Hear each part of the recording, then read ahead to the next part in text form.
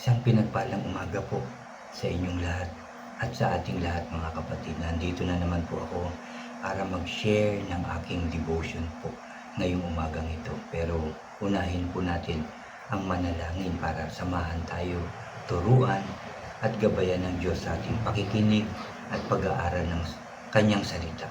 Magsiyo po tayo.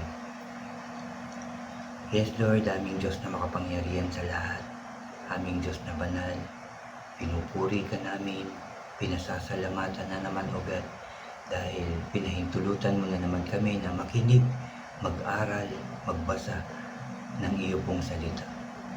Ama, muli mo kaming samahan, turuan at gabayan, Lord God, lalo na po ako na turuan mo po ako, samahan mo po ako sa aking mga sasabihin. And I pray na hindi lang yung mga nakikinig, kundi pati po ako ay matuto at maunawaan ang iyo pong salita ngayong umagang ito, Father God. Lahat ng makikinig, Lord God, maunawaan namin itong sasabihin mo na naman sa amin ngayong umagang ito.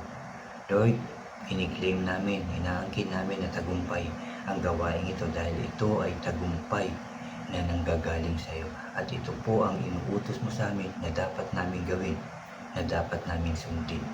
Salamat Lord dahil kasama ka namin sa pag-aaral na ito. Salamat po Lord, salamat Jesus, salamat Holy Spirit. Muli ka namin pinupuri, pinasasalamatan sa tanging pangalan na aming Panginoong Hesus, na aming tagapagligtas. Lahat tayo ay magsabi ng Amen, Amen, and Amen po. At ito po ang aking channel.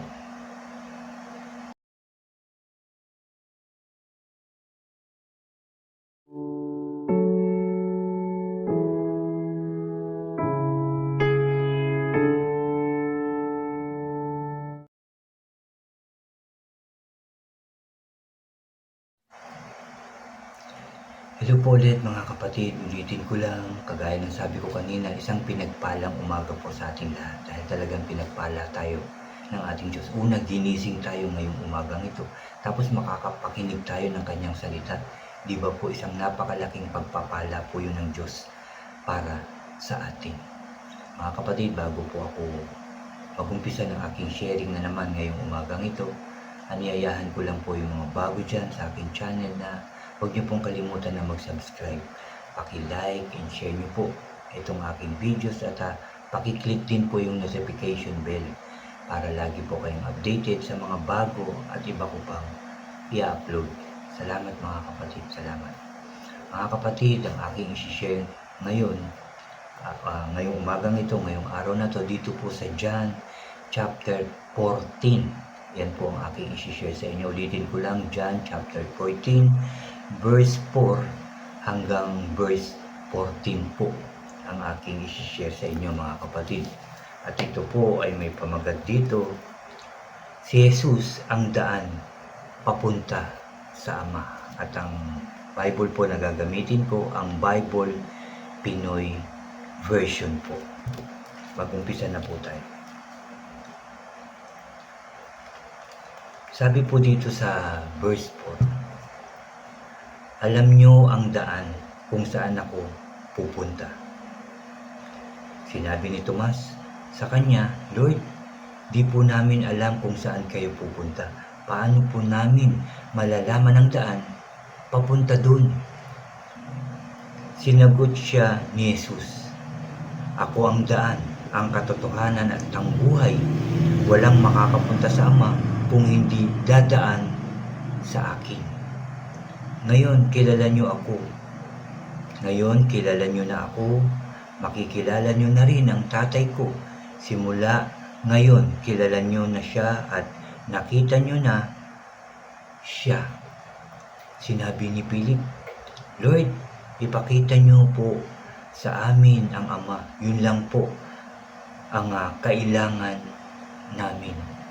Dito umpisa pa lang, marami nang tinatanong si Philip, ano? Sabi niya nung una, no?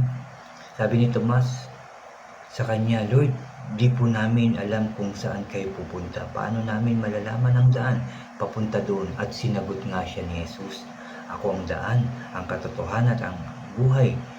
Walang makakapunta sa Ama kundi dadaan sa akin. Siya ang daan.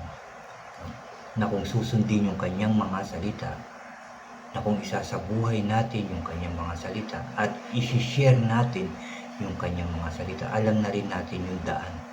Dahil kung ano yung tinuturo niya, yun yung makakabuti sa atin.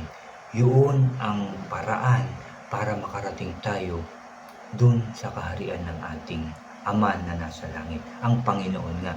Ibig sabihin, kung susundin natin siya, yung lahat ng kanyang itinuturo, yung kanyang lahat ng sinasabi, isasabuhay, isishare din sa ibang tao, yun yung daan. Yun yung parang passes o ticket natin para makarating sa kaharian ng Diyos. Sabi pa dito mga kapatid, ngayon kilala nyo na, sabi sa verse 7, kilala nyo na ako, makikilala nyo na rin ang tatay ko. Simula ngayon kilala nyo na siya at nakita nyo na siya. Kanina nagtanong si Tomas, ngayon naman sinabi ni Philip, Lord, ipakita nyo po sa amin ang Ama. Yun lang po ang kailangan namin. Kaya sumagot, sinabi ni Jesus sa kanya, ang tagal nyo na akong kasama, Philip, pero di mo pa rin ako kilala? Kung nakikita mo ako, nakikita mo na rin ang Ama. Bakit mo sinasabing ipakita nyo sa amin ang Ama? Sabi niya. Di ba sinabi niya na ang Ama at siya ay iisa. Sumasa kanya ang Ama at siya naman ay sumasa Ama, So iisa lang sila. So pag nakita mo ng Panginoong Hesus at ito'y nagsasalita, nakita mo na rin ang Ama at nagsasalita ang Ama, sa pamamagitan ng ating Panginoong Hesus. So dapat kung kilala natin ang Panginoong Hesus, na siya ay mapagmahal, siya ay makapangyarihan, nakikita na rin natin ang Ama dahil ganun din ang Ama. Makapangyarihan ng Ama. Kaya kung ano yung sinasabi ng ating Panginoong Hesus, yun din ang sinasabi ng ating Ama para sa atin dahil ang salita na nanggagaling sa Panginoong Hesus ay nanggagaling din sa kanyang Ama na nasa langit. Yun po ang ibig sabihin, Sinabi ni Jesus sa kanya, ang tagal nyo na akong kasama, Philip, pero di mo pa rin ako kilala. Kung nakita mo ako, nakita mo na rin ang Ama. Bakit mo sinasabing ipakita nyo sa amin ang Ama? Di ka ba naniniwala na nasa Ama ako at ang nasa akin ang Ama? Hindi galing sa akin ang mga sinasabi ko sa inyo. Ang Ama na nasa akin ang gumagawa ng trabaho niya. Maniwala kayo sa sinasabi ko na nasa Ama ako at nasa akin ang Ama. Kung hindi, kung hindi maniwala kayo sa akin dahil sa mga ginagawa ko. Diba? Sabi ko nga po kanina. At sinabi talaga sa salita ng ating Diyos na sila ay iisa. Yung sinasabi niya, yung ginagawa niya, ay yun ang pinagagawa ng Ama.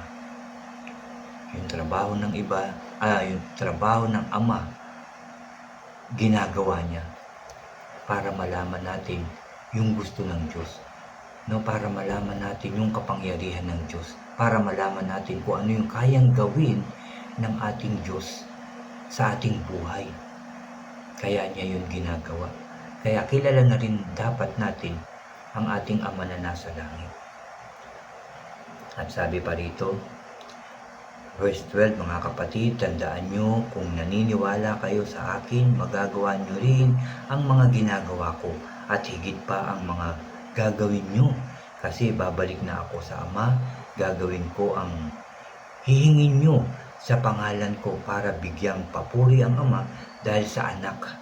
Kung hihingi kayo ng kahit ano sa pangalan ko, gagawin ko yun. Yan ang sinasabi ng Panginoong Hesus sa ating lahat. Balikan natin, tandaan nyo, kung naniniwala kayo sa akin, magagawa nyo rin ang mga ginagawa ko at higit pa ang mga gagawin ninyo. Sabi dyan. Hindi dito sinasabi yung kaya nating bumuhay ng patay, yung mga miracles, yung mga kamanghamanghang bagay. Hindi ito yung ating magagawa, ano? Ang magagawa natin sa pangalan ng Panginoong Hesus, yung ginagawa niyang pag-share ng Word of God, mga kapatid, magagawa rin natin ito kung naniniwala tayo sa Kanya. Mas malawak pa yung ating magagawa kung kikilos tayo, kung gagalaw tayo, kung hihingi tayo ng tulong, ng wisdom, ng kasipagan, ng lakas ng loob, magagawa natin yun. Yan ang sabi ng Panginoong Hesus. Ano po, at kung hihingingan tayo ng mapagaling natin ang isang tao, kung yan ay talagang kaloob ng ating Diyos, magagawa rin natin yan. Pero dito, ang pinag-uusapan, yung gawa, yung trabaho, yung ministry na iniwan ng ating Panginoong Hesus. No, na tayo yung magpapatuloy, tayo yung mag-share, tayo yung lalakad, tayo yung hahayo. Yan po ang ibig sabihin na magagawa rin natin yun. At higit pa, kung tayo ay hihingi ng tulong, kung tayo ay magsisipag, at kung tayo ay kikilos ng maayos, tama at tapat sa ating Diyos. At kung tayo nga ay hihingi, sabi rito, ulitin ko lang, gagawin ko ang hinihingi nyo sa pangalan ko para bigyang papuri ang Ama dahil sa anak gagawin niya. No? Humingi tayo ng karunungan, so bibigyan tayo. Dahil binigyan tayo ng karunungan, syempre mapapapurihan ang ating Ama na nasa langit. No? Kung mag-share tayo na merong karunungan galing sa Diyos, mauunawaan ito ng mga tao. Masasabi nila, ganun pala yun. Di ba po? Yun pala ang ibig sabihin. Magiging masaya yung taong yun na mababahagian natin ng salita ng ating Diyos. At darating din yung time na isi-share din niya yung kanyang natutunan. Kasi kung makikinig lang tayo ng tama, ng maayos, yun nga, hihingi tayo ng karunungan sa ating Diyos, yung pangunawa, bibigyan tayo ng ating Diyos pag hiningi natin yan. So, yung sasabihin natin ay mauunawaan natin. Ano po? Yan po ang ibig sabihin ng ating pinag-aaralan ngayon. At sinabi pa nga, pangako ito ng ating Panginoong Hesus, kung hihingi kayo ng kahit ano sa pangalan ko, gagawin ko yun. Lalo-lalo na when it comes, no, pagdating sa paglilingkod sa ating Diyos, bibigay niya yun. Bibigay niya yan lahat, mga kapatid. At kapag naging masunurin tayo sa ating Diyos, naging tapat tayo sa Kanya, higit pa dun yung ating magagawa at higit pa yung pagpapalang ibibigay sa atin ng ating Diyos kung magpapatuloy tayo ng tapat. Ano po? Kung masasagot natin ang tanong na, kilala ba natin ang Panginoong Hesus? Kung kilala natin ang Panginoong Hesus, kung ano yung ginawa niya, kung ano yung sacrifice na ginawa niya para sa atin, kilala na rin natin ang ating Ama. Dahil kung gaano tayo kamahal ng Panginoong Hesus na inalay niya yung kanyang buhay para sa iyo, para sa akin at para sa atin, ganun din ang pagmamahal ng Diyos sa ating lahat, mga kapatid. Yun po ang ibig sabihin nun. Yun po ang revelation sa akin ng aking devotion ngayon, mga kapatid. Hindi po ito dagdag. No? Binasa ko po yung verse na aking i-share sa inyo at yung rema o revelation sa akin, yun po yung sinasabi ko sa inyo. Hindi po yung nagdadagdag ako sa salita ng ating Diyos. No? Kung ano yung sinabi niya, ano ba yung revelation sa akin nito, ano ba yung rema, ano ba yung pinapaunawa sa akin, ano ba yung sinasabi sa akin ng ating Diyos, yun din ang sinishare ko sa inyo. Kaya nga sabi ko sa inyo, mga kapatid, kung kayo rin ay magbabasa ng salita ng ating Diyos, sigurado ko may revelation din pong ibibigay sa inyo ang ating Diyos. At pwede nyo rin yan i-share, mga kapatid, sa ibang tao o sa inyong pamilya kung ano yung rema o revelation sa inyo. Kasi depende po yan sa ating mga buhay, kung ano po yung ating, halimbawa sabihin na natin na yung ating pinagdadaanan, kung ano ba yung estado ng ating buhay, kung ano yung revelation na tinuturo sa atin ng Diyos o sinasabi sa atin, yun At yun yung aking sinishare sa inyo. Na tayo nga, diba, totoo naman sa salitang ito na tayo ay maniwala at sumampalataya sa ating Panginoong Hesus. At kung tayo ay maniniwala at mananampalataya, kung ano man yung hihingin natin sa ating Diyos, sa pangalan ng Panginoong Hesus, ibibigay niya. Diba po, galing po mismo yun sa salita ng ating Diyos. So, anong dapat kong gawin? So, tinuturo sa akin na maniwala, sumampalataya, gumawa ng mabuti, maghayag ng salita ng Diyos. Yun po yung sinasabi sa akin. Yun po yung revelation. Yun po yung rema sa akin. Kaya, yun ang dapat kong gawin. Para ibigay ng Panginoong Hesus yung aking mga hinihingi, no, sa kanyang pangalan. Ganun po yung ibig sabihin nun. At sinabi rin sa mga unang talata na dapat kilala na natin ang Ama.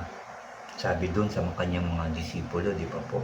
Kay Tomas at kay Philip, nakita mo na ako, nakita mo na rin ang Ama dahil iisa kami ng Ama, sabi niya. Di ba po? Sabi pa niya na akong daan. At malalaman nyo kung saan ako papunta. Paano po, sabi nga ni Tomas, paano po namin malalaman? Ituro mo po sa amin. Di ba siya nga ang daan, sabi niya, para makarating doon sa langit, doon sa kaharian ng ating Diyos, na pupuntahan ng panahon na yon ng ating Panginoong Hesus. At nandun na nga ang Panginoong Hesus na nakaupo sa kanan ng kanyang Ama. Ano po, kaya ngayon tayo narito na, ito ng ating generation ngayon, sinasabi sa atin na kung tayo ay maniniwala, mananampalataya sa ating Panginoong Hesus, ano man ang ating hingin sa pangalan niya, remember po ito, tandaan natin na sa pangalan niya, kung hihingi tayo, ibibigay, gagawin ng ating Panginoong Hesus. Kung hihingi kayo ng kahit ano sa pangalan ko, gagawin ko yun. Kasi siya mismo magsasabi sa Ama na humihingi tayo ng tulong, ng wisdom, no, ng multiplication para sa ating ministry. Ibibigay nga yan ng Panginoon, no, sa kanyang pangalan. Kasi humingi ka at sinabi mo sa pangalan ng Panginoong Hesus na naniniwala ako na ito po ay inyong ibibigay. Ibibigay nga yun ng ating Panginoong Hesus. Pero kung hindi tayo naniniwala, hindi nga yun mapapasa atin. Yun po ang revelation sa akin. Yun po ang pagkaunawa ko sa aking binasa ngayong umagang ito, mga kapatid. Kaya dito nga, sinishare ko lang kung ano yung tinuturo sa akin. Yun din yung dapat natin gawin. Yun din yung dapat yung gawin. Magtiwala, umasa, gumawa ng mabuti, mag-share ng salita ng ating Diyos, at humingi sa kanyang pangalan, at ito'y kanyang ibibigay. Yun po ang pagmamahal sa atin ng Diyos. Yun din ang pagmamahal ng Panginoong Hesus sa atin. Mga kapatid, yan ang itinuturo sa atin ngayong umagang ito. Magtiwala, sumampalataya, umasa sa mga pinapanalangin natin na galing sa puso, ibibigay ng Panginoong Hesus. At ito rin po yung ating tatandaan na kung tayo hihingi, huwag po yung laging pang sarili natin. Hindi po maganda na puro sarili lang natin yung ating ipinapanalangin na maging maayos tayo, maging mabuti tayo. Okay din po yun, pero mas maganda na ipanalangin natin yung ating kapwa, yung ating mga mahal sa buhay.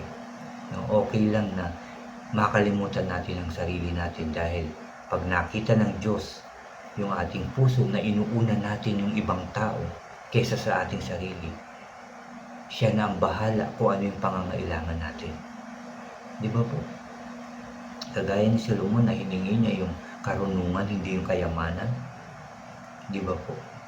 Gusto niya na magkaroon ng karunungan, ng katalinuhan, ng wisdom, knowledge, para makapamahala siya sa mga taong ibinigay sa kanya ng ating Diyos, para maayos yung kanyang maituturo, makapamahala siya ng maganda, di ba po, at maipaliwanag niya ng maayos yung gustong iparating ng Diyos sa mga tao. Yun ang gusto niya. Kaya anong binigay kay Solomon? Hindi lang yun, hindi lang yung wisdom na kanyang hiningi, kundi kayamanan na hindi niya hiningi, na hindi niya akalaing magkakaroon siya.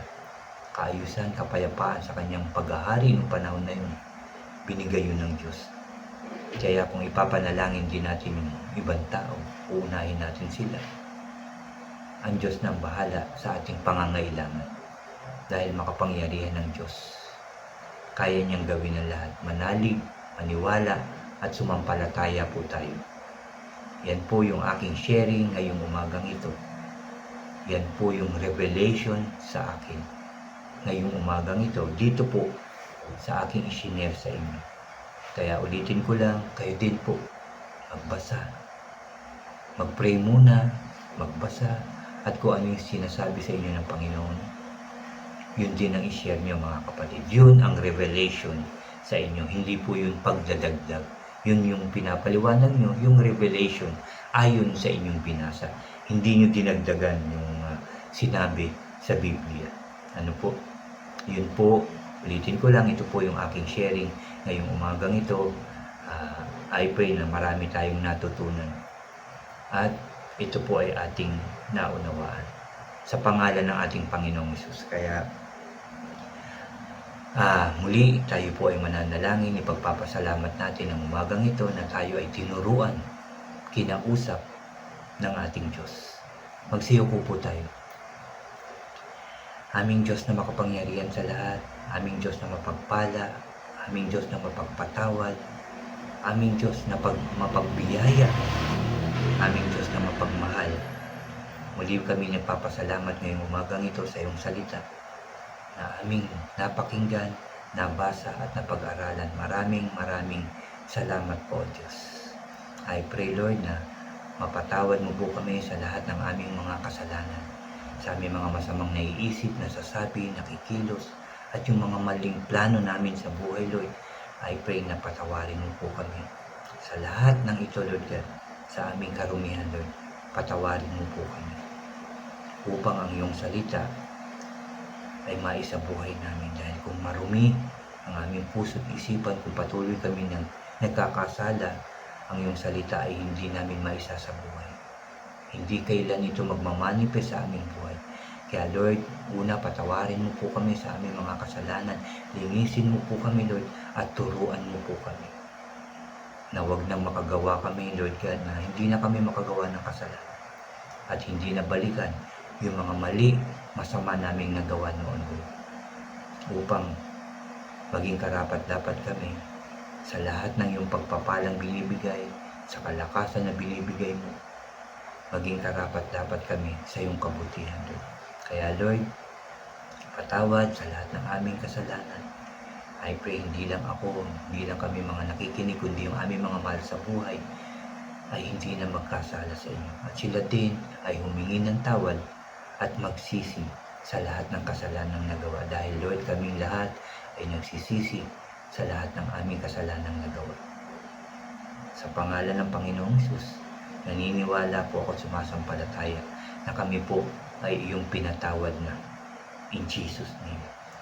At Lord, nagpapasalamat kami sa katagumpayan ng aming gawain ito na ipinahintulot mo po na kami makapakinig, makapag-aral na naman ang iyong salita. Maraming salamat, Lord. Meron na naman kami madadagdag sa aming natutunan at ito po ay aming maisa sa buhay at maibabahagi, maisishare namin sa aming mga mahal sa buhay at sa ibang tao sa tulong ng banal na Espiritu. Salamat po, Lord. Salamat, Jesus. Salamat, Holy Spirit. At nagpapasalamat po kami, Lord God, sa lahat ng biyaya na pinagkakaloob mo sa amin everyday, Lord God. Pagkain, pera, magagandang bagay, katagumpayan, kalakasan, kagalingan sa sakit at karamdaman, Lord God. Yung kaligtasan namin, Lord God, yung pag-iingat mo sa amin, Lord. Salamat sa lahat dahil yan ay galing po sa inyo. Lahat yan galing sa inyo, Lord. Kaya dapat lang na ito ipagpapasalamat namin araw-araw sa lahat po ng oras. Dahil ikaw ay mabuting Diyos, mapagmahal na Diyos, mapagpatawad na Diyos, mapagpalang Diyos. Salamat po, Lord. Salamat sa katagumpayan ng aming gawain ito, Lord God, dahil sinamahan mo na naman kami. Maraming salamat, Lord, hanggang sa susunod namin pag-aaral. I pray na muli mo kaming samahan, turuan at gabayan, Lord, para muling magtagumpay ang aming gawain at yung mga gawain pa namin para sa iyo, Lord, ay magtatagumpay sa pangalan ng Panginoong Hesus. Salamat po, Lord, dahil nakarating sa inyo ang aming panalangin ito, at salamat sa pangalan ng Panginoong Hesus. Ibibigay mo po ang aming mga panalangin sa pangalan ng Panginoong Hesus. Lord, pinupuri ka namin, pinasasalamatan sa matamis at makapangyarihan pangalan na aming Panginoong Hesus, na aming tagapagligtas. Lahat tayo ay magsabi na Amen, Amen, and Amen po. Amen. Salamat sa salita ng ating Diyos. Salamat din dahil pinayagan tayo ng Diyos na manalangin at humingi sa Kanya. Tanggapin niyo po yan dahil sa pangalan ng Panginoong Hesus, ibibigay niya ang ating dasal, ang ating kahilingan, ang ating pangangailangan. God bless po sa inyong lahat, at God bless po sa ating lahat.